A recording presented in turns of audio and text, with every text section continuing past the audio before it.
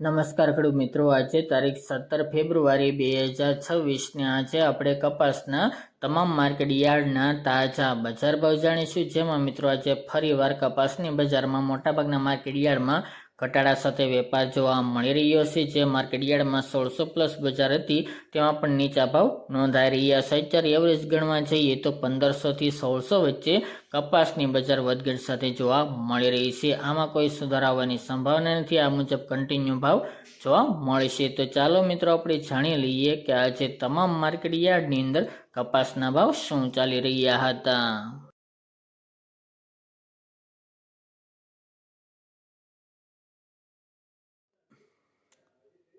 ખેડૂત મિત્રો, આજના કપાસના ભાવ જોઈએ તો ધારી 1435 થી 1435 રૂપિયા, હરસોલ 1500 થી 1581 રૂપિયા, ધંધુકા 1120 થી 1539 રૂપિયા, ખાંભા 1331 થી 1570 રૂપિયા, મોરબી 1350 થી 1574 રૂપિયા, ધ્રાંગધ્રા 1290 થી 1477 રૂપિયા, રાજકોટ 1380 થી 1592 રૂપિયા, વડાલી 1410 થી 1631 રૂપિયા, જેતપુર 1138 થી 1611 રૂપિયા, ખેડબ્રહ્મા 1450 થી 1560 રૂપિયા, હિંમતનગર 1549 થી 1597 રૂપિયા, જામજોધપુર 1250 થી 1580 રૂપિયા, હળવદ 1100 થી 1595 રૂપિયા, થ્રોલ 1100 થી 1542 રૂપિયા, વિરમગામ 1260 થી 1424 રૂપિયા,